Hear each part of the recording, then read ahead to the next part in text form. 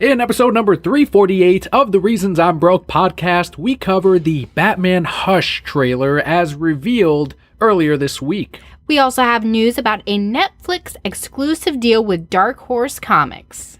Our movie review this week comes from Detective Pikachu. Kelli and I being huge Pokemon fans, let's see how this lands with us. All of this and so much more on today's show.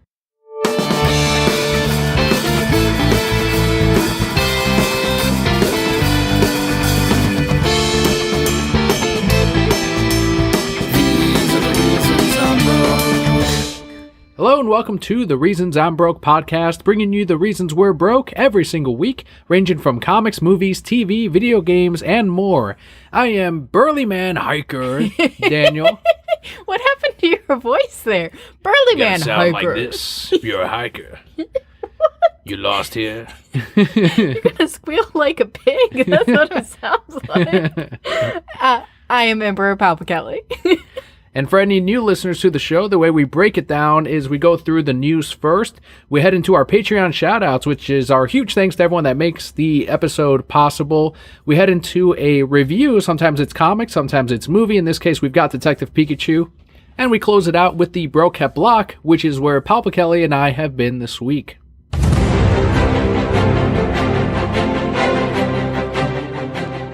But our first piece of news is something that I am so excited about, and it's so brilliant and good on life for bringing this to me.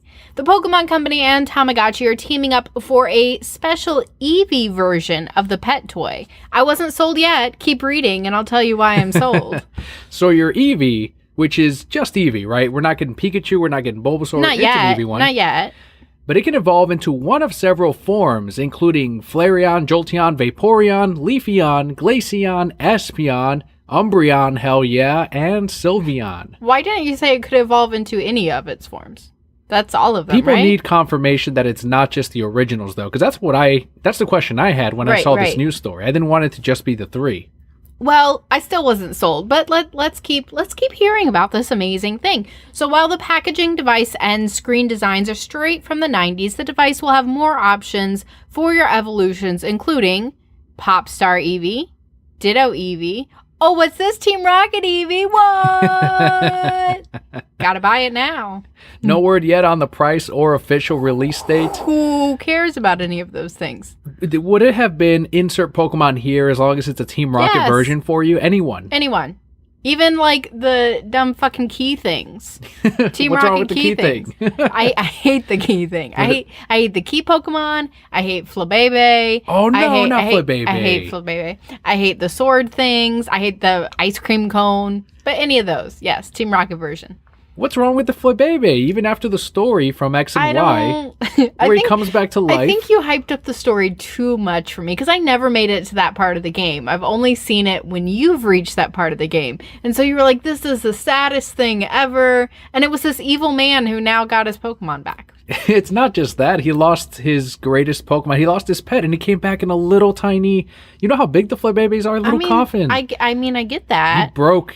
He broke up completely for life. I get that, but then he, went too far. Yeah, and Flabébé... started wiping out the world. And when you, as a trainer, teach him his ways, like, hey, you gotta reignite your love of Pokemon and not just hate people...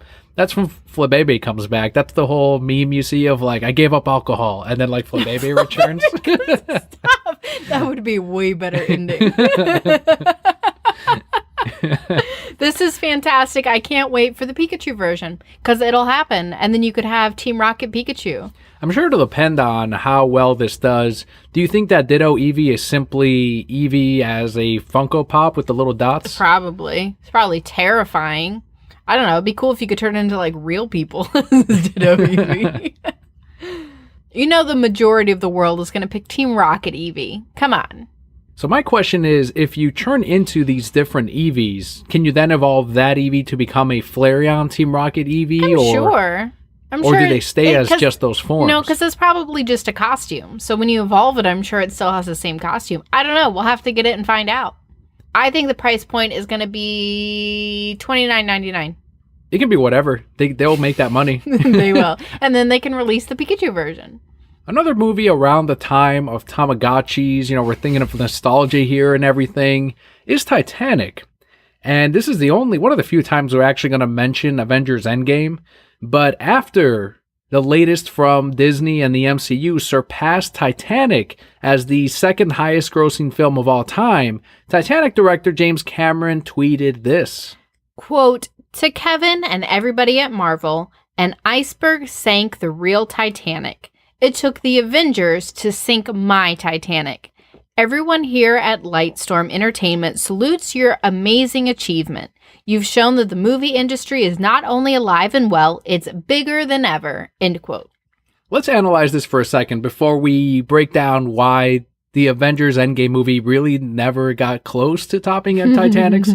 So let's go into this. So he said that it took all of the Avengers to sink the Titanic. There's two things here. Yes, it took 22 movies to James Cameron's one Titanic to finally top it. Right. Embarrassing, right? Right. That's something you could say. His Titanic movie will be talked about 50 to 100 years from now, not Endgame. No. Endgame is not some cinematic, I'm assuming, especially from what I've seen, even from MCU shit, they're like, Infinity War was better. So it's not going to be remembered. It's not going to go into the Library of Congress as some kind of cultural achievement. Titanic, however, that will be thought about and something that people can discuss. But the last thing, too, was there was this graphic. I don't know if you saw it, but it has the giant Avengers A going into the Titanic as if like, holy shit, it took down the Titanic. Imagine how insensitive this would be, like, shortly after the Titanic. Like, imagine in 50 years if they do this tremendous, say, 9/11 movie, and then something broke its record. It'd be like the the thing flying into the 9/11 like the Batwing, movie. like the Batman movie tops it, and the Batwing fucking destroying the Twin Towers. It's like, that's the same exact thing here. But I guess we're far enough to it's like, it's fine. Yes, it's not too soon. So. No, not too soon at all. So we're okay. Of all the things we're offended about in 2019, it is not the sinking of the Titanic. Well, Cameron had previously dismissed superhero films last year by saying, quote, "I'm hoping we'll start getting Avenger fatigue here pretty soon. Not that I don't love the movies, it's just, come on guys, there are other stories to tell besides hypergonadal males without families doing death-defying things for 2 hours and wrecking cities in the process." End quote. So one thing I got into with a couple of my friends on Facebook and online is that he did not have to tweet this. And I'm saying, no, he did. Because anyone that gets that much of a record, quote unquote, broken, you're expected to say something. Of course. It's kind of like don't be an asshole. Just say something, congratulate them, and let it be. Because otherwise people are going to keep bugging him about it. Like, oh, did you see? Did you hear? Right. Or what do you have to say about it? Yeah. And now they're waiting for that same thing for when Avatar's record is supposedly broken and what kind of graphic he'll come up with then. And people are cheering for these records to be broken. They're cheering for the failure of Avatar. And it's like, what are you guys fucking doing? I understand that you want your superhero flick to win, but this isn't something to go after James Cameron negatively on, which they do on Twitter for. It's like the guy made a fucking movie that you'll never fucking make. And it took him one movie, and he did it again with Avatar, and he's done these fucking movies that are going to be, once again, remembered from now until the end of time. Right. He is sleeping soundly. He is totally fine. He's sitting with all his millions, not thinking about you. Or the Avengers, honestly. Right. Like, oh, yeah, just fucking tweet that. He just had his assistant tweet that out. Well, here's why his record wasn't broken. Not really. So, when you adjust for inflation, which you have to do, right? Ticket prices are always going up. Yes. So, you can't just look at how much money it made. Look at the number of tickets sold. So, when you look at the number of tickets sold, number one spot is still Gone with the Wind. Titanic, that sits at number 5. The Exorcist is number 9. And Avengers Endgame is all the way down at number 34. Number of tickets sold. How many asses did you get into the seats when your movie was in theaters? Endgame is never going to break Titanic's record. It's not going to. No. Sorry, Cameron, you're good. It's not even going to break Exorcist is the greatest horror film of all time. Hell yeah, it's never going to get there. I mean, it was okay. Name a better horror film. I don't watch horror films. So that is the best horror film you've seen. Exorcist. All right. And Gone with the Wind I don't know. I don't know if they'll ever break that. I can't say. I don't think so. I think that's going to sit up there forever. That one is in the Hall of Fame of whatever, Smithsonian or whatever it is. So once again, Endgame at 34 hasn't even topped number of ticket sales for Black Panther. So there you go. Well, there we go. Or the first Avengers. They made the first Avengers. Many movies later, they still can't make a one that tops that. I mean, come on, guys. If you want to adjust fucking ticket prices. But it's all about the ticket price. It's all about how much money it made. See, and that's my question is, if in 1,000 years, the equivalent of $10 is $1 billion because of inflation, it easily broke the record of $2 billion. Right. Do you count it then? Number of tickets sold is how you fucking do it. Right. Always got to look at the number of tickets sold. So, sorry, Avengers, not there yet. Something that is almost here, though, it was announced last year, but the first trailer to the animated adaptation to Batman Hush has been released. We've done this dance for so long. Like The View? It's the only thing you'll catch tonight. WB's official description is as follows, quote, an adaptation to the seminal DC classic tale, Batman Hush, centers on a shadowy new villain known only as Hush, who uses Gotham's rogues gallery to destroy Batman's crime-fighting career, as well as Bruce Wayne's personal life, which has already been complicated by a relationship with Selina Kyle, aka Catwoman, end quote. It is based on Jeff Loeb and Jim Lee's Batman comic book run of the same name, set to release this summer, also coming out on DC Universe. I am so ready. My main thing still is that it's not a direct adaptation of the comic books. It did not go above and beyond in trying to make it look like the pages, kind of like we've gotten in the past with the Dark Knight Returns animated adaptation, which we're about to meet Peter Weller at MegaCon, the voice of Batman in that. Got to get that signed. Or even something like All-Star Superman that tried to replicate that same style as well in the pages, in the story, and it wasn't tied down by any continuity. Batman Hush is trying to still set it in this animated DC universe that they have built. They did it with the death of Superman, and they did it by kicking off the New 52 run or story of Justice League. And they've kind of been working these classic stories that were before the New 52 into this continuity, which I'm not a fan of. They also did that with the Court of Owls and completely wrecked that story, in my opinion. I'm going to hold out judgment until I actually see it. I did really enjoy the story of Hush when we read it initially. It's probably one of my favorite Batman stories. It's been a long time since I've read it too, so I'd have to go back. But for me, and our longtime brokeheads know that the art style isn't really what's important to me. So recreating that I don't think is going to pull me out of that story or away from it. But at the end of the day, it's all in how they execute it, right? Because it's very difficult to get such an amazing story like that.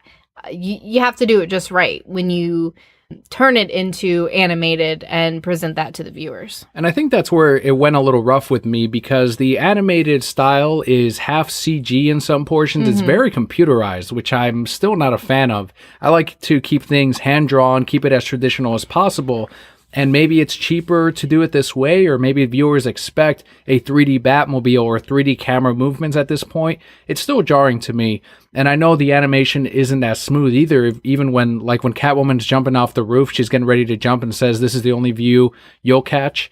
It's kind of like the screen is loading still. There's some animations missing. It's just kind of jarring in the way these characters move.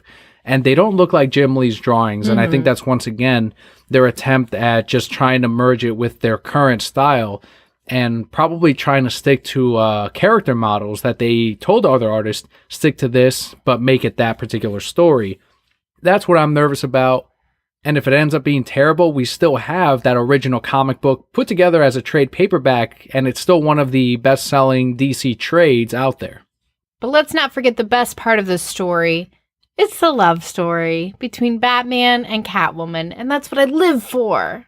Do you think it's a coincidence that we're gonna get Batman number 100 this year, which is or 105, whenever Tom King decides to do it, and that's when we're gonna get the supposed makeup of, no, here you go, guys, here's the wedding that you guys wanted in issue number 50. No, I don't think it's a coincidence. I think they're just redoing stuff, and Tom King's getting his head out of his ass, so... And it kind of gets the love story back in people's minds of Batman and Catwoman. The great sequel to this, which is not written by Loeb, I don't believe. I think it's still Paul Dini and Dustin Nguyen, but it's the Heart of Hush story, which is the sequel to this. It is Hush going after Batman's heart by taking out Catwoman's heart and using her as leverage against Batman. I don't think you can do that story now because a lot of people would say that that's them using a female character as an item so that it's an obstacle against a male character. Then they do that a lot. So anytime you endanger a female character for the sake of progressing the male character's story, people get upset. So I think that's one that you could not pull off today. Oh, all right. Maybe not. Hashtag 2019. It's a great story, though. It is. It's awesome. If you guys can pick that up, absolutely read it. Over to more comic book adaptations for the small screen. Netflix has signed an exclusive first look deal with Dark Horse Comics to produce streaming content based on their books. We don't have any word yet on which properties they'll develop, but obviously there's a huge list of things they can choose from. The one thing that I've been seeing a lot is that Hellboy and the BPRD properties are creator-owned by Mike Mignola. So before people immediately jump into, oh, that's immediately what they're going to have exclusive first look at, not necessarily. It's more of Mike has to approve it as well as Dark Horse before they sign it off over to Netflix, but I don't see why they wouldn't. Which properties do you think they would lean towards in the first round at least? Aside from the obvious, let's work Hellboy into this deal in some way, maybe a television Sin City would be something that could work. I don't know how much control Frank Miller has over that, but also The Goon has been talked about before as far as trying to make something out of it. And Joe Whedon's Buffy the Vampire Slayer, if you can somehow work that into some kind of new deal, obviously we won't watch it, but there's a lot of fans out there that would. I know IDW has TMNT, but Usagi Yojimbo is under Dark Horse still. And what kind of name is that? Usagi Yojimbo? And he's crossed over with the TMNT universe before, but it's Japanese, by the way. Okay.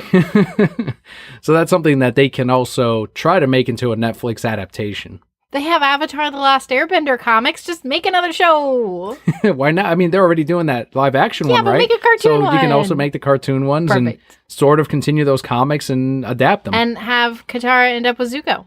If you want. What do you know? Let's just make that happen. Over to the comic book side of news this week. DC has rescheduled Heroes in Crisis number 9 for a May 29th release, which is the same day as Doomsday Clock number 10. They will probably also push that back yet again. That and that'll be pushed back the same day as Batman Damned number 3. The only reason I included it here because it's obviously not the first time that Doomsday Clock has been pushed back, but a lot of people are speculating that Heroes and Doomsday Clock are going to have some kind of weird crossover in those issues, which is why they're releasing at the same time. Right. Usually they do them back to back on the same week or different weeks though. So we'll have Heroes and then Doomsday the next week, kind of like a 1-2 hit. And the series so far hasn't had any hints at all of them even taking place at the same time or even having the same things. Jeff Johns and Tom King have completely different stories and have not, as far as I know, collaborated on these two comic books. There's no crossover happening here. It's just a delay that's going to make that Wednesday a huge week for DC fans especially. That'll be coming up in the next few weeks, so if you're looking forward to either of those comics, they will be in your hands very soon. Something else that was notable for DC, though, on the positive side, is for March 2019, DC Comics topped Marvel in retail market share and dollar market share. Absolutely. So notable titles included, of course, Detective Comics number 1000, Doomsday Clock number 9, The Batman Who Laughs, The Grim Knight number 1, and Batman number 67. Yeah, those were their top big hitters. And when you have something like Detective 1000, you're damn right that it's going to top all the charts and it's going to bring your publishing company right up there. I don't know if that Marvel Comics 1000 is going to have the effect that they want it to. Nope. But it's kind of nice that there was a slight change this month in favor of DC. I mean, I'm always in favor of DC. But as the Emperor, I can't be too controlling over the world to make them always win. That's why sometimes you see Marvel creep in there. It's not necessarily either that I'm rooting for them simply because I am a DC Beluga, which of course I am. But for out of the big two, they're the more retailer and reader friendly, which is really nice. That does wrap up our news for this week. It was a lighter news week. We're also recording a day earlier because we have MegaCon coming up at the end of our week. So we had to kind of shift everything forward a little bit, make sure that Daniel had time for editing and everything that followed with that. But we do have, of course, the Detective Pikachu review at the end. So that will fill up a whole lot of space. But right now, we have our Patreon shoutouts.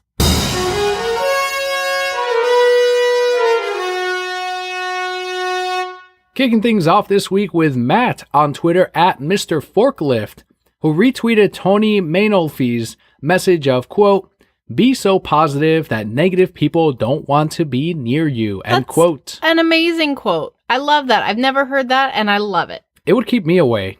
I always used to get annoyed when I worked anywhere I work where someone just loves everything. Everything is great. They like this, they like that movie, they like that book. It used to fucking make me pissed off. Okay, but there's a difference between liking everything and being positive about everything. Like, those are two big differences. Because those kind of people annoy me too, but I also feel like they're not genuine. Right? So there's a difference, for example, in the field that I work in, food and beverage, when you have a line out the door, instead of being like, oh my God, we're never going to get this done, we're so busy, you stay positive about the situation, say, hey, it's great that we're making extra money, just help the person in front of you. That's very different from, oh, I love this, I love that we're so busy. Right. Like, two very different things. So being positive is great in, I mean, any line of business, but particularly where you and I work, where it is very service oriented, you know, speaking to the person in front of you. And I see it a lot where people just get discouraged and they're like, oh, this person wants all this customization, da da da da da. This is a pain in my ass. You just be positive about those situations. And then, exactly like the quote says, the negative people don't want to be around you, don't want to associate with you.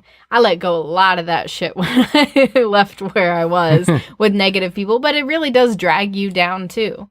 Would a positive be spitting in anyone's food or anything like that? That is definitely not being positive. All right, well. That is a giant health code violation. All right, well, I'm clearly not in that industry, so.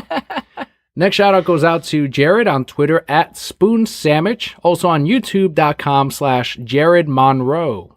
Jared replied to Purple Swordfish's bad Burger King experience with, quote, last time I had BK, I was glued to the toilet for hours. Great if you are constipated, though, end quote. All right, is he turning the positives here? Not necessarily just... Yes. All right, that good. is a positive. We got there. That's not liking everything. That's not saying I'm happy you're constipated. It's just finding the positive in it. But clearly someone at BK spit in their food.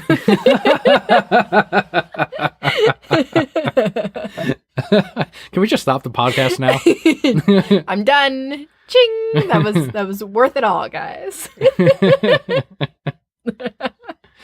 Next shout out goes out to Scott on Twitter at Lazy Gaming Guys and at Pandanime. Scott will be going to MegaCon and plans on getting his first Tom King Heroes in Crisis sketch cover. Have you seen those on Twitter? No. So Tom King's a writer. He's not an artist, and Did he he would draw sketch covers? So people started bringing him sketch covers. God. And he does the stick figures for Heroes in Crisis of like stick figure Batman and then like a giant boulder falling on him and with a little word balloon that says, "Oh no, I'm a hero in crisis." And then he signs it, "I'm sorry, Tom King."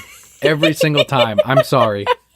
How much does he charge for these things? I don't know if he charges anything. I feel like hope I not. need one. I feel like Tom King and I are like kindred spirits because I draw stick figure Buzz Lightyears. Well, you can stand in this long ass line I and, don't and want try to do that. No. I remember there was one even where it was the gatefold or because the sketch covers are sketched on both sides. Of course. And someone had, I forgot who it was, like this Jim Lee or some great Batman drawn on one, and on the other side it was Tom King's. And he tweeted that because he took a picture and tweeted it, and he's like, "Mine's on the right, but Jim tried," and he completely flipped them. Constantly trolling with that. It all started with the Elmer Fudd. I don't know if you remember that cover, but it's got the giant silhouette of Batman's head and Elmer Fudd on the bottom. And he started drawing faces on the Batman silhouettes, like goofy faces, and it just went off from there. Good for him. Scott really wants to get his. I would start charging. If I was him, I'd be like, $5. Yeah. Tom, you're insane. It'll be $10 next year. Just wait for that day. Yeah. Last shout out this week goes out to Jose on Instagram at Kingdom T-Shirts. Jose put up his Avengers Endgame custom phone cases. So if you want to get your Avengers Endgame phone case, head on over to kingdomtshirt.com and you can pick one up there as well as decals. And of course, if you guys are listening this week and you say, you know what, I love the show, I can't make a monthly donation, but I do want to help out, you can go to thereasonsibroke.com, click on merch. Right there, you can buy a t-shirt with our various different logos on it, right? Lots of different things you can choose, lots of styles, lots of colors, and we do get a portion of that and advertising. But if you do have $1 or $2 you want to spare, head on over to patreon.com/thereasonsimbroke, and you can get your shout out here every single month. It's not a one-time thing. You get your shout out every month that you back us on Patreon for as little as $1 a month. But of course, the best thing you can do is reach out to us on Twitter. Let us know what you like about the show. Let other people know about us. Leave us a review through anywhere that you listen to us, all your favorite podcatchers. We've got 2 segments left. Let's jump right into our review of Pokemon Detective Pikachu.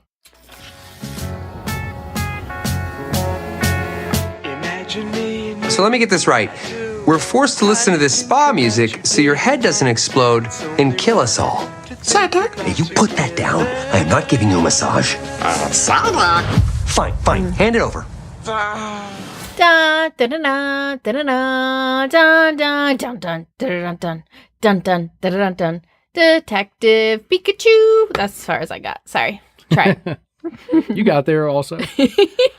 This is directed by Rob Letterman, who did the awesome Goosebumps. Love that live action Goosebumps. Written by a whole lot of people. So we have Dan Hernandez, who did The Tick, Benji Sammet, who did One Day at a Time, Rob Letterman, Monsters vs. Aliens, Derek Connolly, Jurassic World, and finally Nicole Perlman from Guardians of the Galaxy. The one who is mainly credited for the first Guardians. And then Pedoperv James Gunn did Guardians of the Galaxy 2 without Nicole, and that's why a lot of people think maybe it's not so good. Do you want to steal some jokes and credit yourself for Nicole's work? Well, that's Guardians of the Galaxy 1.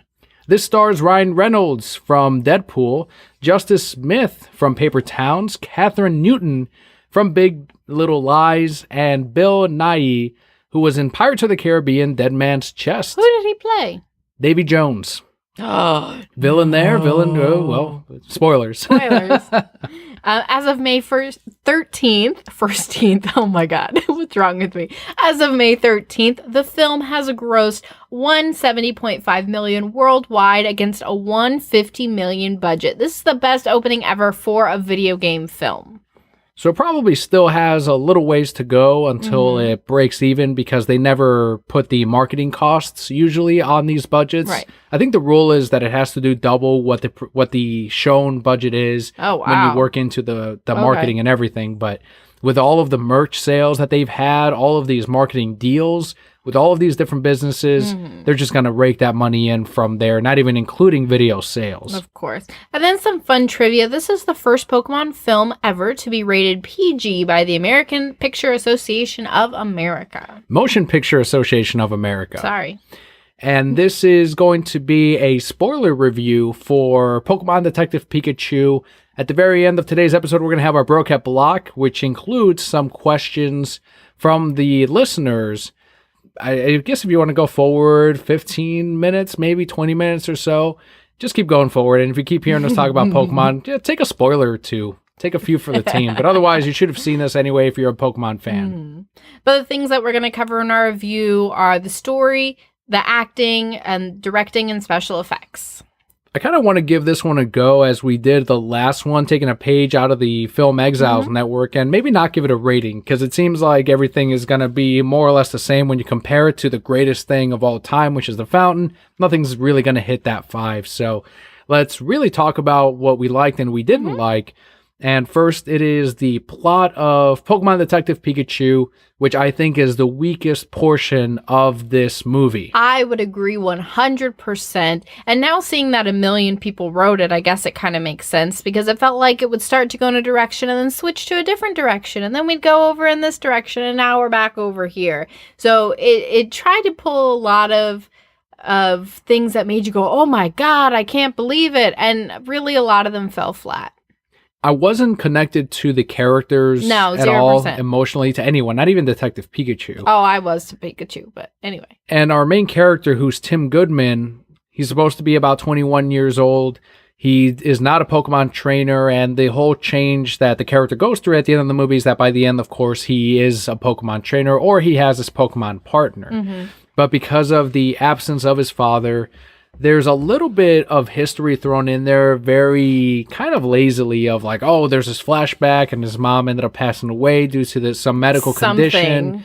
She went to the doctor and she never came home. Pretty much. And then his father is buried in his work in this other city, what it felt like. And instead of going with his dad to, I guess, live in that city and grow up with him, he ended up staying with his grandmother. Mm-hmm.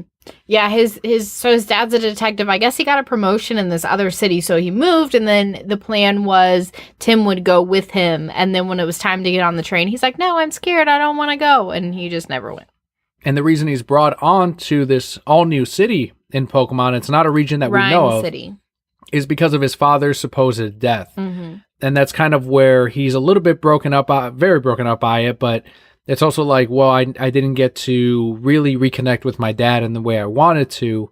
And so he's just kind of getting his dad's affairs back together. And that's when he runs into Pikachu and sees that special, I guess, birthday card that he was going to send him for his 21st birthday, which with kind the of train ticket, like, let me try and fix what's between us, right? Let me try and fix this relationship. Which may have probably been the strongest part of that little history between the two characters. Everything around it was kind of weak and did not focus enough on it. So I think they were trying a little bit harder to mainly show the different Pokemon.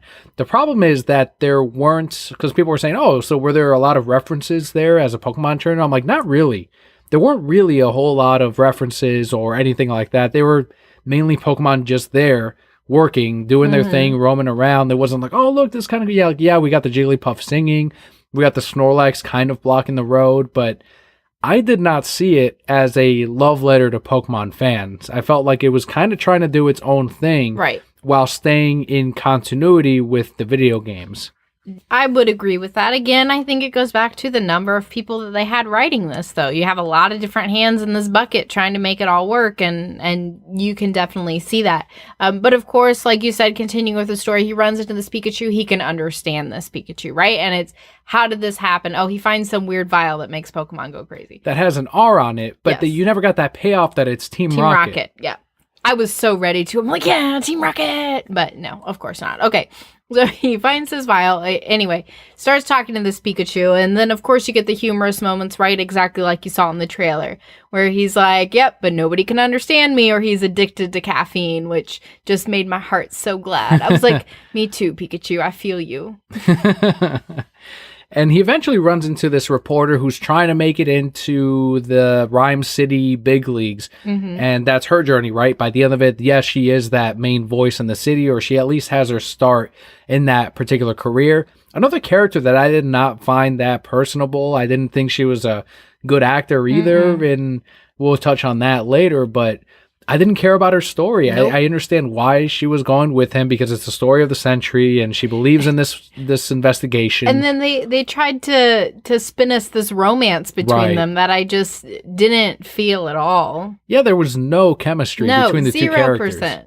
None at all. There was more chemistry between her and Detective Pikachu. Like, if at the end she ended up with the dad or something, I'm like, holy shit. Like, this fucking movie took chances. Well, I mean, she was stalking him in the beginning, so. Yeah, there you go. Yeah. Some Snormini shit right there. Meet your new stepmom.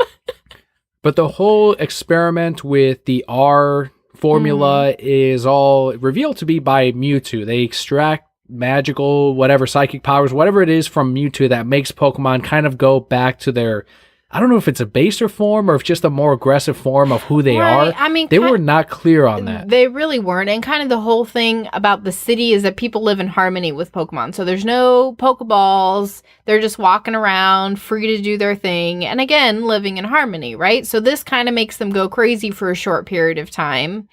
Just attack whatever's around them. And they kind of lose their mind. And then after a while, they come back to themselves. So we do see that at one point they go to like an underground fighting ring because Pokemon battles are illegal. And they're using them there. And the guy is using it on his precious Charizard. And he's got that giant Charizard tattoo across his chest. But that's what he's using to win these fights.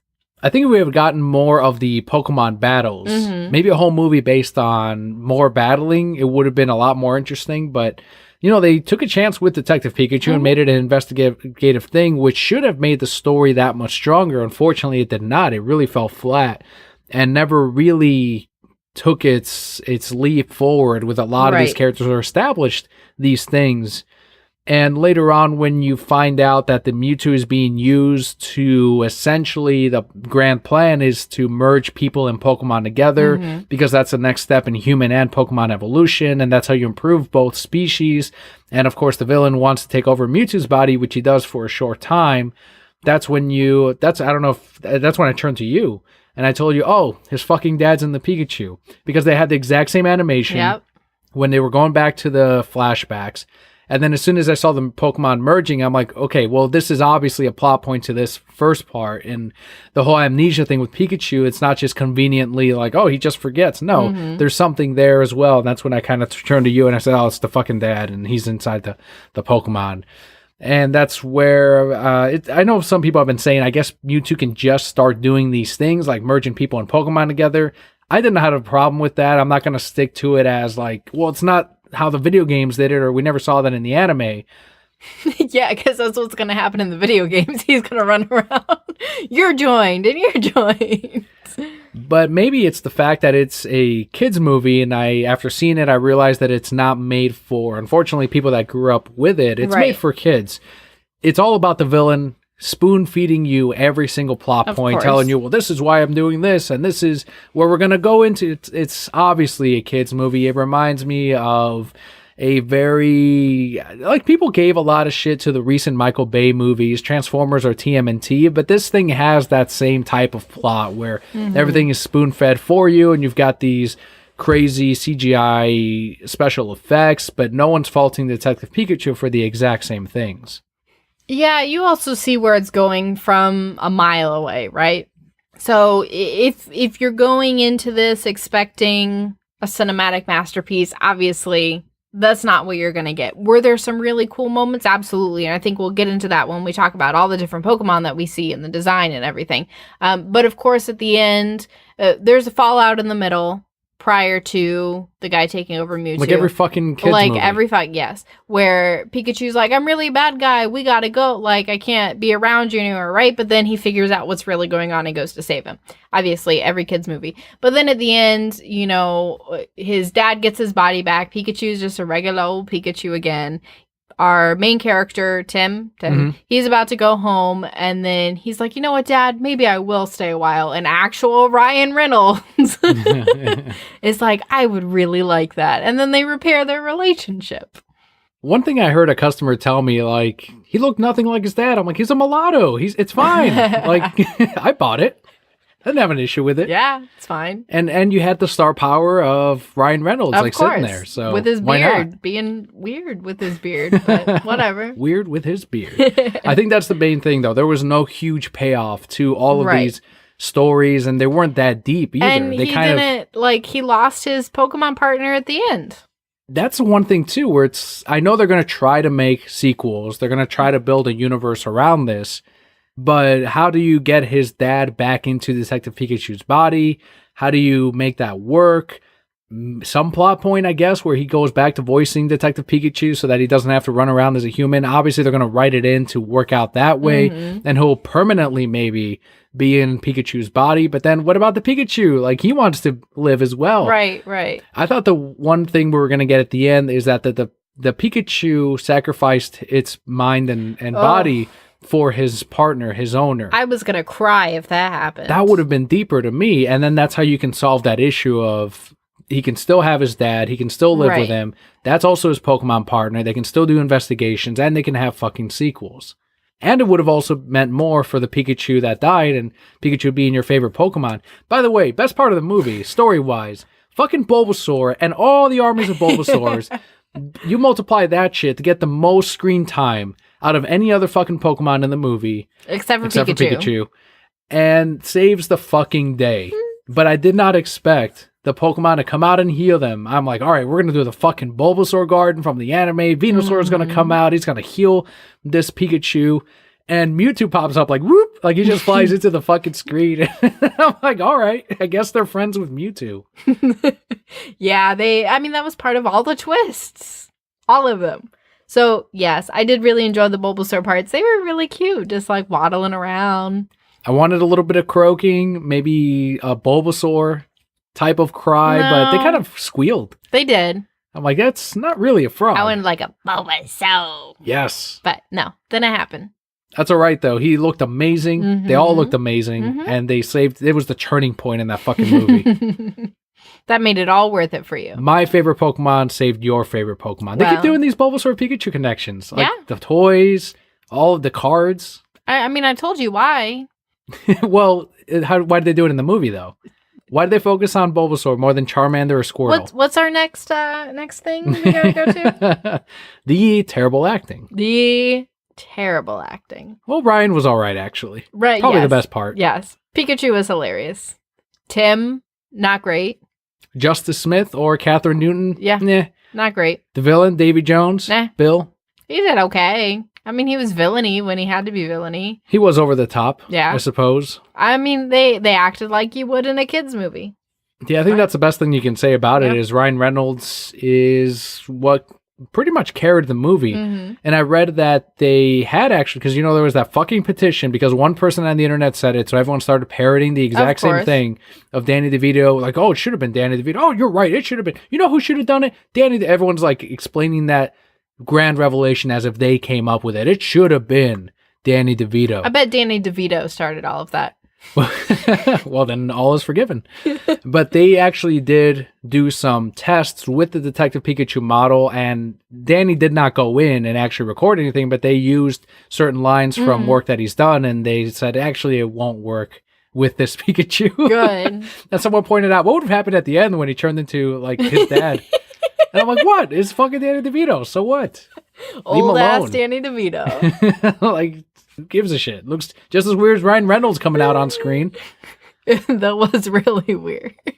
Do you think any Deadpool fans came to see this just because that was our theory, right? Why they would choose someone like Ryan Reynolds over? That's possible. Not that Danny DeVito was always on hand, but do you think any Deadpool fans would have liked this? No, because I think people who are really Deadpool fans are going to see it for how off color it was, right? Mm-hmm. There was a lot of very mature jokes in Deadpool. That doesn't happen in this one. He's like a PG version of Deadpool. Yeah, they don't even try to push the envelope. No. Like, I think the worst, maybe. He did say damn.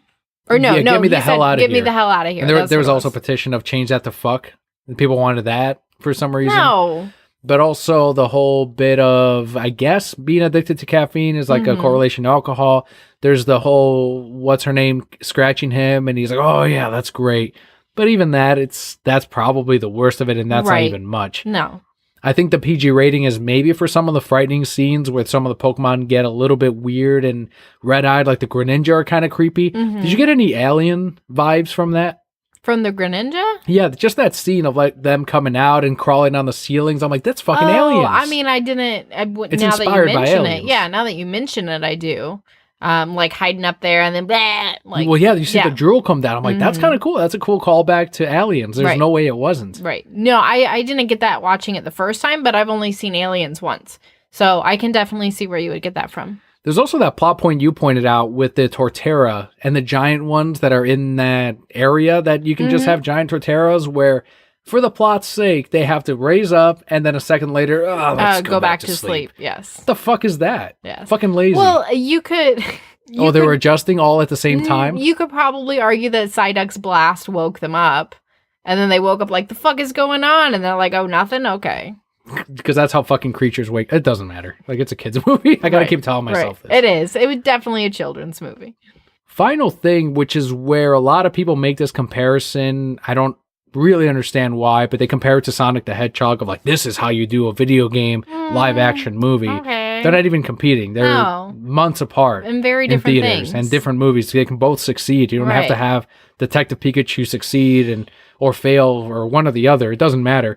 But the special effects on here and the directing, a lot of people were praising how the Pokemon looked, how they animated them, the detailing in a lot of these Pokemon, and how they translated to real life. How derpy Charizard looked. Fucking Charizard and Charmander, they still look derpy. It's like the Funko Pop people did their fucking work on them. What'd you think of them? I thought that they did, a really good job. Better than I expected. Like you said, Bulbasaur looked great. I thought Pikachu looked fantastic, especially when he got all wet, right? And he was all ruffled and looked beat up, and all those things looked really, really good. Jigglypuff looked great. Wasn't expecting him to be furry. I mean, I know that we saw it in the trailer, but, there he was. Who's that guy? Loudred? Who was like beatboxing in the club. I thought that they did a great job of incorporating more Pokemon than I expected and incorporating them in real life scenarios. So if Pokemon were real, yes, this is 100% what I would expect them to be doing when they're living harmoniously with people. There were some scenes where I'm like, all right, that's kind of weird, where the Pokemon, for example, Mewtwo, they should have kept him when the villain was in the body, still being psychic, still not being able to actually speak, because why would the vocal cord suddenly work on this Pokemon? Right. It's always psychic, and that's how it should have communicated. So having his mouth move and everything looked fucking bad. It did, but you could argue that because he was taken over by the person, that's the only way that the person... Like, he was probably still speaking psychically, but it was a muscle memory thing. So, okay, I see what you're saying. So he was still... But the animation itself looked fucking terrible. Yes, Mewtwo, agreed. in some scenes, really, I think in most scenes, did not look right. I mean, Mewtwo always looks weird. But it doesn't fit with the realistic nature of these Pokemon. They didn't make him... His actual design does not fit with the rest of the tech. It looked like a video game Mewtwo rather than all of these realistic Pokemon. I would agree with that. And then there was a couple scenes there where like Sexy Machamp and Snorlax, they did look very kind of glossed over as opposed to detailed. Little things like that weren't a huge thing. I think Mewtwo was the biggest one. Bulbasaur looked amazing. They really took their time on him. Charizard looked awful as ever. So, all right, they nailed him. Gyarados and Magikarp, fucking amazing. Those were great. I wasn't expecting on seeing them either. And then, of course, there's a scene where Pikachu's like, yeah, I'm just going to throw this Magikarp at him and fuck it, maybe he'll turn into Gyarados. And then he did. And I was like, oh, wow. So, yeah, that was really cool. What about the Ditto effect as it kept churning and changing? I thought that was pretty cool. It was, again, spoilers, right? This is a full spoiler review.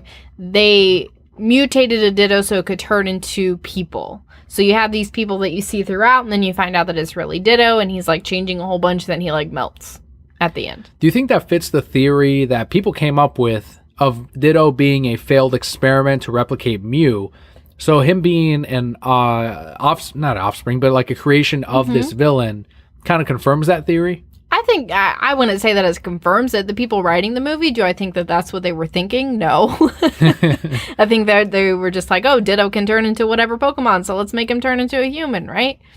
Was it creepy seeing the little eyes on the humans? Yeah, super creepy. But it was kind of stupid when he turned into that girl, right? And then he's like, oh, I can't punch you now. Yeah, that was dumb. And I was like, no, he's just punch him. I'm like, oh, you guys are saving on budget here, so you can just have the two actors swing a little bit. Right. Whatever. Whatever. One thing I did read too, because we kept seeing the same Pokemon throughout the movie. You kept seeing Charmander, you kept seeing Arcanine, Growlithe, a couple Machamps, Vileplumes. But apparently the Pokemon Company had limited the filmmakers on these certain Pokemon. Right. And they said, these are the ones that we, are letting you guys use based on our market research. These are some popular ones. And from there, the filmmakers had to choose, like, all right, which ones are going to work with our animation artists? Which ones do we have the budget for? And which can we incorporate practically into all of this. So that's why you only see like 54 different Pokemon out of the 700 plus. That was fine. If they threw in all 700, I'd be like, this is too much. Yeah, but that's one thing still where I'm like, oh, look, another fucking, regular Greninja and another Arcanine, all right, not a huge thing, but to kind of learn why that was, they were so restricted. It makes a lot of sense. And they end up referring to Kanto as one of the regions in it. So it's supposed to take place in the same continuity as the video games is what they're saying. And the Pokemon Company actually told them specifically, you cannot have the movie take place in any of the existing regions. We want you to make a new region and expand on it. Okay. Number of reasons for that, I'm sure. One is they can have more freedom on what they do with their movie and it won't affect the Pokemon's property. But two, if the movie ended up being fucking terrible and panned and the Pokemon Company could be like, oh, not Kanto, not affected us. We never have to refer to this. Speaking of Kanto, did you see Red? They put Red in the movie. Was that supposed to be Red? I think it was supposed to be. He had the same hat, so Right. I just assumed that it was Red. See, and that's another thing too, where it's like if they wanted to, okay, that's a cool Pokemon thing for the fans. Right. Have the fucking hat covering his face, like, oh shit, it's fucking red, because you never really see his face. It's always shadowed out. And then, until the new games. You want to be make it even cooler, right? They could have captions, right, when you're watching that particular scene, and then he shows up and you just see ... And you're like, whoa, fucking red. And they included the Pokemon theme song. And it wasn't as epic as it should have been. Yeah. That should have been the moment when everybody in the theater was singing, and we were all just like, okay. During the climax of him fighting Mewtwo, Right. would have been the time to drop that shit. Would have been perfect. It's kind of weird. Maybe it wasn't made really with Pokemon fans in mind or by any Pokemon fans. And I think that's another key point, is I don't think it was made by Pokemon fans, because you could sit there and talk to people who are Pokemon fans and they could have absolutely said, yes, this is what would have been a great throwback, and you still make it that kids movie, right? But you have all those little hints in there for those of us who have grown up with this to really say, yes, I remember that, or yes, I connect with that moment. It's like it almost gets there, but it just falls short every time. Have a surfing Pikachu moment, right? How easy would that have been? He could even jump on a surfboard as they're, they have those little surfboards set up, right, where you take pictures with them. Have that in the street, and he jumps in there and he's pretending to surf. Boom. I guess it was enough, though, because a lot of the Pokemon fans or customers that I talked to loved it. They thought it was great. But they mainly bring up that they like seeing live action Pokemon with live action people, that it worked in that way. So for them, that was enough. But to someone like us, we expected a love letter. Right. This to be a love letter to Pokemon fans. But that being said, this movie obviously has been successful thus far, right? And I think it's a great building block for that love letter. Yeah. So now we know it can be done. Now we have this great foundation to work off of. And so now you get somebody behind the wheel who is a Pokemon fan, who loves Pokemon. Get them to write the movie. Get a whole cast of people who love this franchise and have them make the next one. And it can be the story of Red, right? If the Pokemon Company allows. Right. but it could be that story of the same kind of thing we get with Ash, right? Where they're growing up, and you could even start out with, man, I'm just going to write this whole movie now, right? This kid who's so in love with Pokemon in love with Pokemon battles and going on this journey, and then life happens. Kind of the same thing that they tried to do, right? But all of us, life happens, and now you're trying to take care of your family, and you're working 40 plus hours a week, all hours of the night. You don't have that opportunity to invest like you used to. What's their story? Definitely would have been more interesting to explore, but I honestly still got to credit Detective Pikachu for not going the easy route of, well, let's just adapt Ash and try to make that into live action, or make the next live action Ash installment into this. They did something different with Detective Pikachu, and I will forever say that that's a great thing, that they should always have gone in the step of going a little bit beyond what is already expected, because they did the same with Sonic the Hedgehog and people panned it, so who the fuck knows? But in this case, as a Pokemon fan, it's like, don't try to replicate what the episode per episode and just adapt it onto the big screen. They went with way different on Detective Pikachu.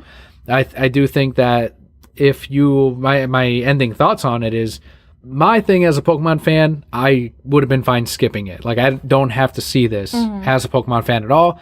but I've been told differently by a lot of Pokemon fans out there, so maybe you would like it.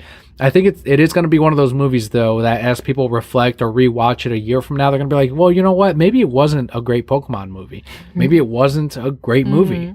I kind of share the same sentiment as you. It was cool as a Pokemon fan to see those Pokemon in live action, right? Would I, looking back, pay to go see it in the theater? No, I'd probably wait for it to show up on Vudu so we could rent it and only spend the $5 instead of whatever we spent to go to the movie. I think it's worth a watch if you're a Pokemon fan. You know, unless you're super opposed to it, expect a kids movie. Don't expect something that's a cinematic masterpiece, something that's really gonna make you stop and think about it. And, you know, a week from now, you're still saying, oh yeah, remember that part in Detective Pikachu, right? Trying to pick those things out. But to watch it through once and get acquainted with this new world, I think was worth it. I won't be seeing it again. I will go on YouTube and watch the Bulbasaur scene, though. So there's that. They did good with that. So the five views that you see on that video, all get out of here. You know, the Pokemon Company acknowledged Bulbasaur on Twitter, like that Bulbasaur Bulbaganda account. Yeah, they're trying to promote their least favorite Pokemon. He's fucking getting big now, though. He's getting so big now that people are like, man, he's too popular. It's like, I liked him better when he was the underdog. Shut the fuck up, man. You're a Bulbasaur fan. You're a Bulbasaur fan for life, regardless of how unpopular, or clearly unpopular he once was. I want you to get just like Bulbasaur's face tattooed on you in like that pinup style. You know what I'm talking about? Oh, I see what you're saying. Yeah. That same kind of style where he's just like, mouth open, but just his face on like your shoulder blade.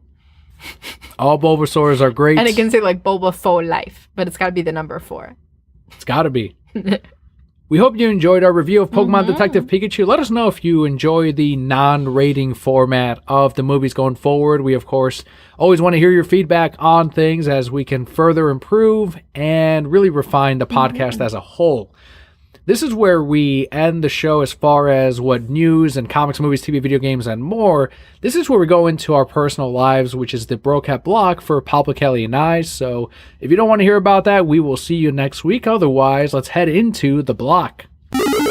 We do have a good number of questions this week from our Brocats. They tweeted them into us. Did you want to talk about your week first? What went on before we get into these questions? Yeah, I think it's been a lot of prep for me at the store for MegaCon. Not necessarily because, yes, we are going to be attending and hopefully have a great time getting some original covers and maybe some signatures here and there, some merchandise, but kind of really buckling down for, all right, people are going to blow their budget on MegaCon. They're not going to budget for the comic shop visit. So let's see where we can cut some of these orders down to kind of make up for some of that.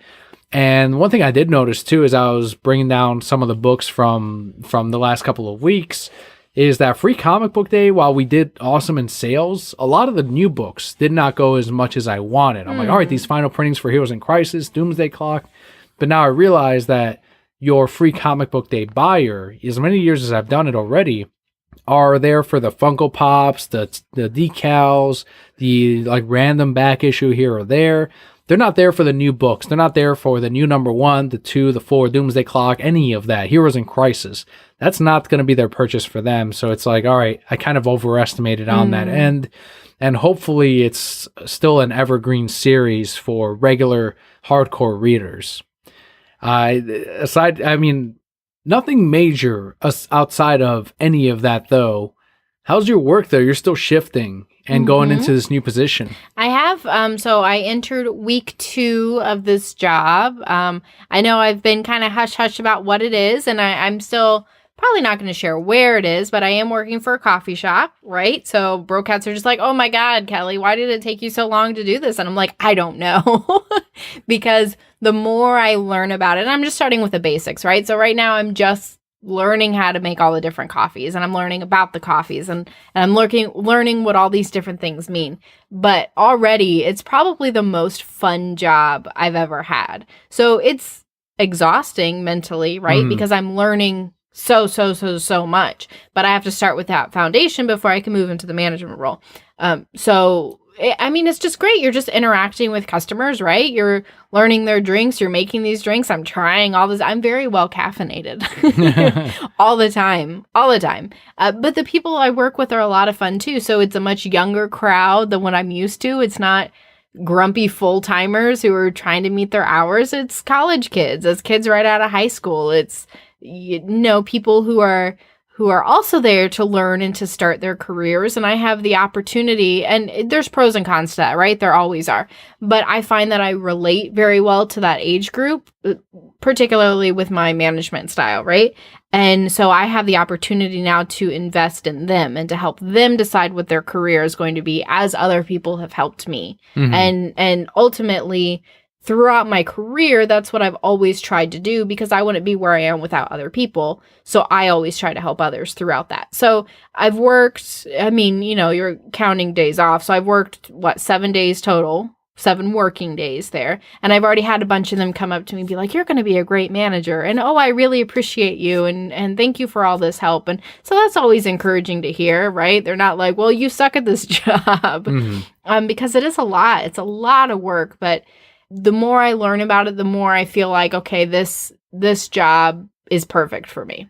So I'm really enjoying that, and glad that I have a day off tomorrow to kind of process everything before I pick back up. But, and credit to you, my hours have been all over the place. So there's a lot of 4:15s in the morning. Tonight was until midnight. Yeah. And it will balance, right? But we're going through the tough time of trying to get through this training period where I'm learning everything until I can make my own schedule, and then it's all smooth sailing in theory from there. Yeah, that's good that you're starting to settle in, and hopefully it does start to settle in on our end as well. I guess that's one thing I admitted, that last week was one of my toughest weeks of the year thus far. So aside from this home life, I've also been snapping online as well, and not quite as much at work, but I have been a little bit shorter on that end. So it's reflected on everything, but it's something I try not to make too visible or knowable in spite of my actions or non-actions. So that's what happened last week. if I yelled at you at all. It was an exhausting week. I had several opening shifts, so that puts more on you with getting up early with Leo.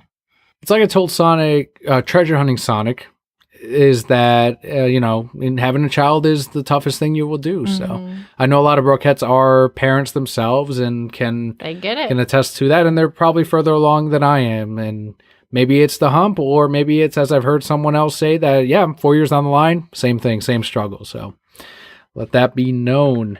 Let's head into the questions this week for the Brokette block before we close out. Brokeheads really came through, especially on Discord, but on Twitter at @insmouth_tide. We'll kind of break these questions down. First question he asked, how did the podcast start? With an opening theme song. And next question. My memory of it, right, is many a year ago, you walked up to me and said, I want to do a podcast. And I said, okay. And that was really it. That was my contribution to the beginning of it. No, I know on my end, it actually started off as a YouTube show and Purple Swordfish, who's been there since the very first episode, remembers those days. And I remember when we switched over the audio, he actually preferred the video version for a while there, but he's probably gotten used to it by now, over 200 episodes I hope later. So. 300, yeah. But it was initially a YouTube, yes, it was an audio show, but I had a whole YouTube visual to it, where when we talked about, let's say, Detective Pikachu, it would transition into different screenshots from the movie or videos from the movie, GIFs, whatever it is. Or when we talked about comic books, and it was very comic heavy at that time, where we would review every single issue we picked up every week. Then it would go into every single panel. And since then, well, I guess the way, I don't remember what made me specifically say, let's start this specific show. It was a lot of work. I know, or where I got the idea from it. Being a podcast listener, I will say that one of the catalysts, and I've said this before, one of the catalysts to it is people like Kevin Smith constantly saying, just do whatever you want to do. Be that first step. The hardest step is the first one. Him constantly saying, just make something creative. And finally, it's like, well, I've had this fucking idea. Why don't I fucking do it? and Kelly ended up staying with me for over 5 years on this podcast. On this fucking thing. So, I think an important piece of this too is you're a very creative person. You always need that creative outlet, and this is what it is for you, at least Right. at this stage in your life, right? And we hope that we can continue the podcast forever.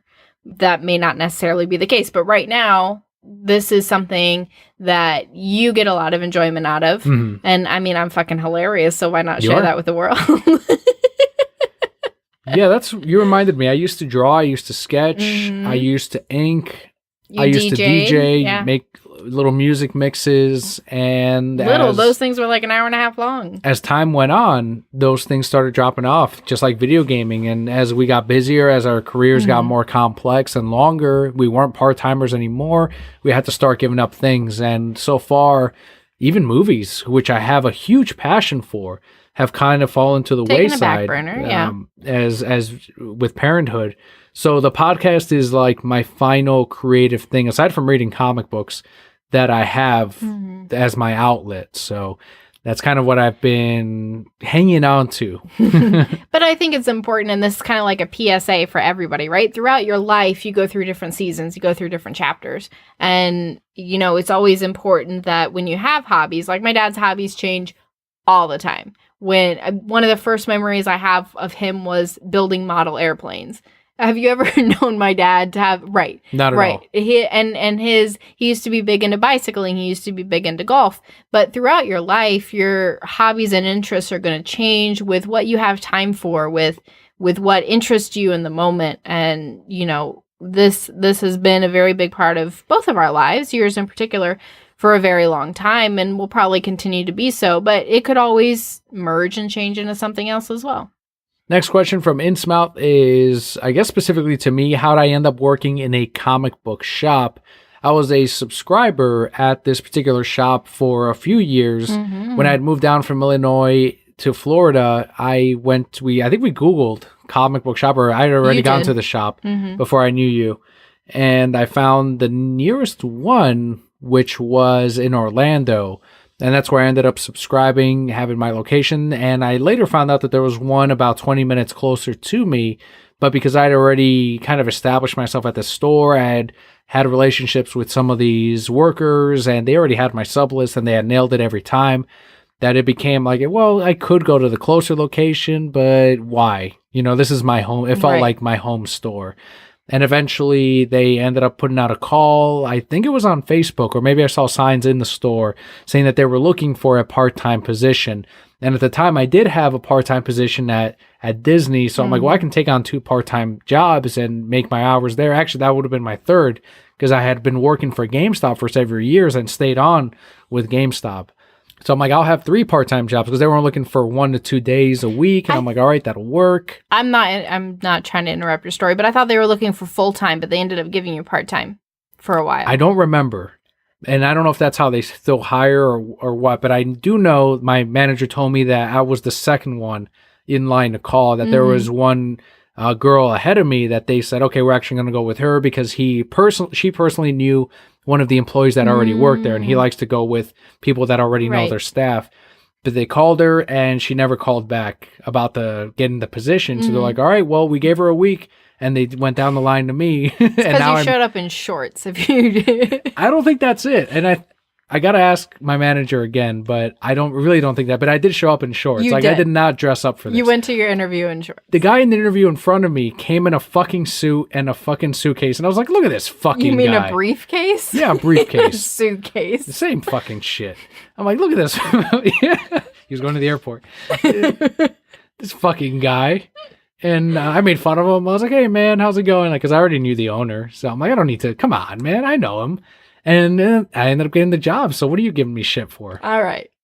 I now manage a store for him.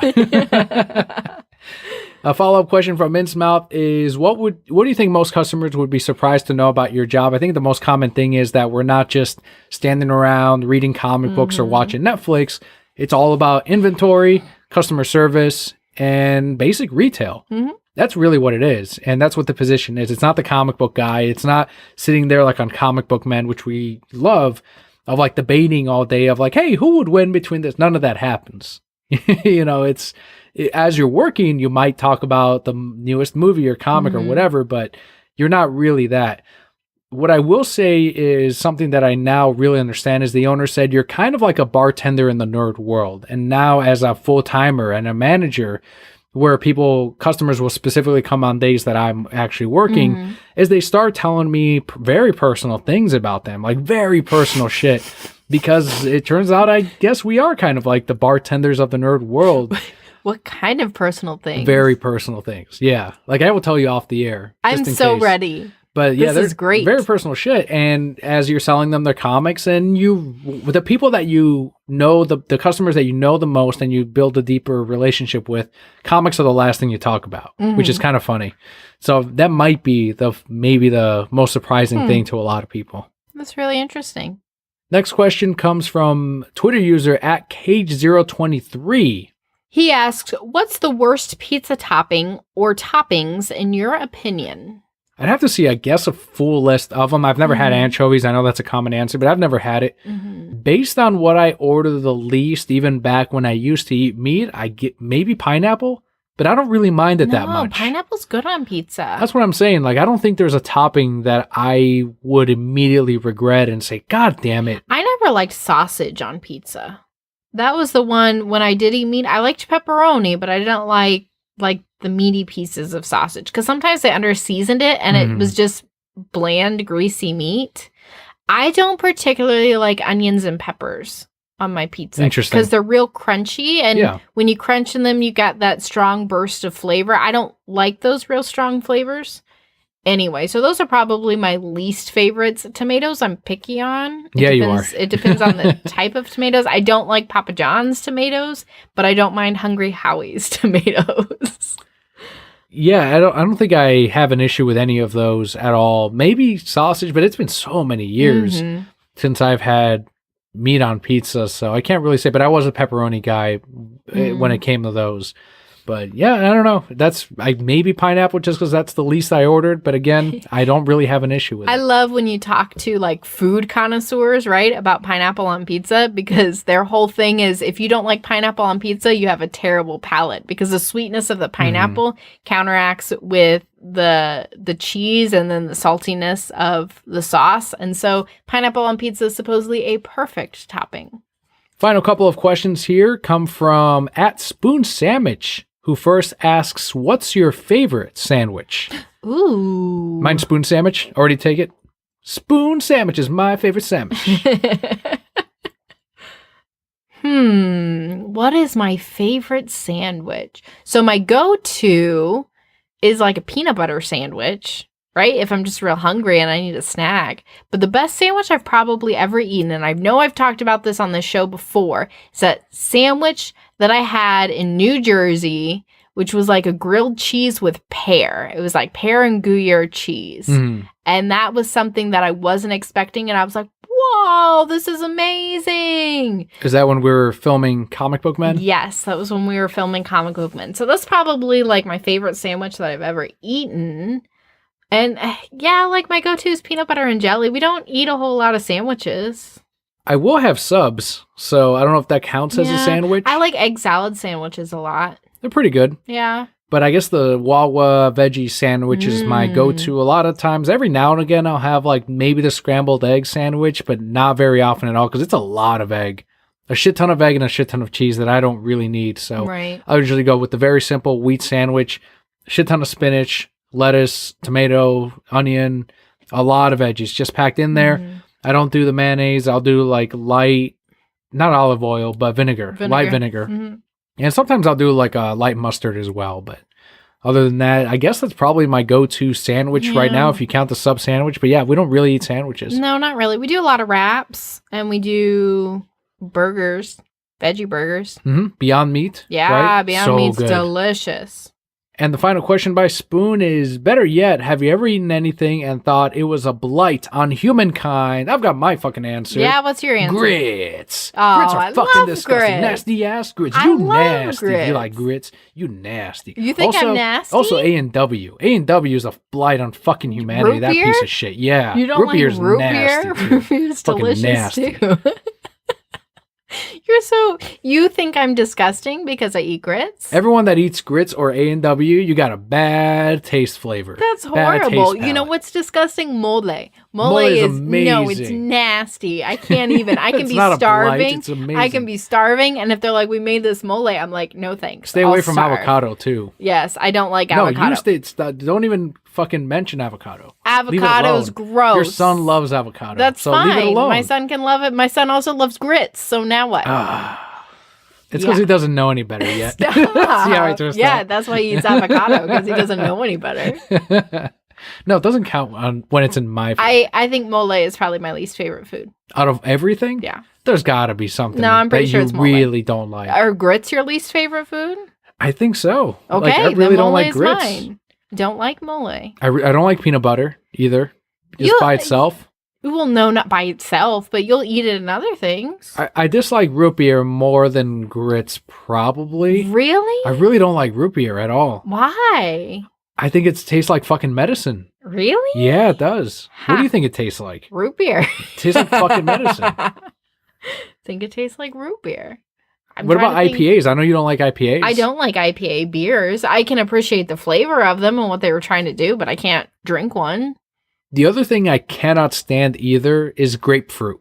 Oh, yeah, grapefruit's pretty bad. All right, we can agree on that. Yeah, Can we just leave everything else alone and obliterate grapefruit from this that's world? fine. You and I can choose. Boom, grapefruit, gone. Gone. Gone. Nasty ass grapefruit. It's very good for you. That's how a lot of people lose weight. Yeah. I can't stand it though. Like, No. I'd rather eat rice cakes. I do like rice cakes. Rice cakes with almond butter, delicious. Just rice cakes. I can eat Okay. just as is. Okay, well, I'm going to expand on this. What's your favorite food? I really like avocados. Like, a good guacamole is amazing to me. Like, I can eat avocados like with like you've seen me. I'll eat Yes. them with a spoon. No salt or lime or anything. I Just know. as is. But I do like them in guac also. Without any salt, just the lime in there with the onions and tomatoes, all of that. So fucking good.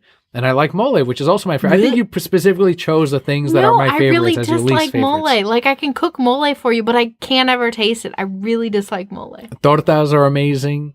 Really well done tortas. It's Mm. Yeah, all they're Mexican okay. food, I guess. Yeah, I'm going back A to... torta is your favorite sandwich. Boom, if you want to count that. Yes, A torta is is a my sandwich. favorite sandwich. It's between two buns. It's a sandwich. What kind of bread is that to anyone that hasn't had a torta? Because don't I know. found out that that's very uncommon for whites. It's like Mexican bread. I've only ever seen it in Mexican things. It is not like a wheat or anything. Mm-hmm. It's like a regular white bread, but it's like in that kind of shell. Yeah, Shape it's to it? the way they bake it. It does have an interesting shape. You're gonna have to find a picture and just post it on Twitter Yeah, I so people will. understand. And it's toast. Next time we get tortas, I'll put up a picture, but it's toasted. It usually has, like, Beans. traditional one has beans and ham, actually. Mm. But since we're vegetarian, we go for, like, the avocado. I go for the avocado, the cheese in there, beans, Lettuce, tomato, onion, jalapenos. Mhm.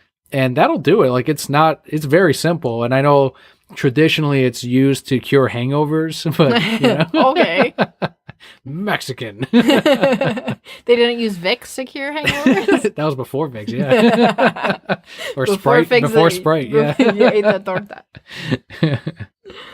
Good. So I'm glad we found an answer for Yeah, mine. there you go. Yeah, Mexican food is probably my favorite stuff. Mm.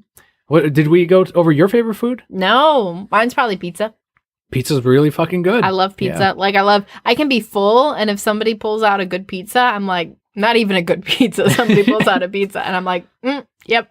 Specifically, I'm- like deep dish, regular, what kind? I do Stuffed really crust, like deep dish. naan, thin crust? I'm gonna say my favorite pizza ever, and I know you don't like it, is Pizza Hut thin crust. But that's because that's what I grew up on as a kid. Like, every Friday night or something, we ordered in Pizza Hut, and that's what it was. And then I'd eat it cold for breakfast the next day because we were fucking poor. So that's what you got. But now that's like, if I could choose anything to eat in the world, right? If they're like, Kelly, this is your last meal, it would be fucking cold, thin crust Pizza Hut pizza. You mentioned last meal, so I gotta put this little fact out there. But there was one jail. You know how they give you your final meal before they give you the death sentence or put you down? And one Put guy you down like a dog. Well, yeah, I mean, and one guy ordered a shit ton, like rang up the bill for the fucking jail as his last meal, and they're like, "All right, here, we got you everything," and then he didn't eat a thing, Good for him. and then he made them all throw it away just to cost them a huge bill before and then after that, the jail started putting like $1 $1 limit. yeah. Of course.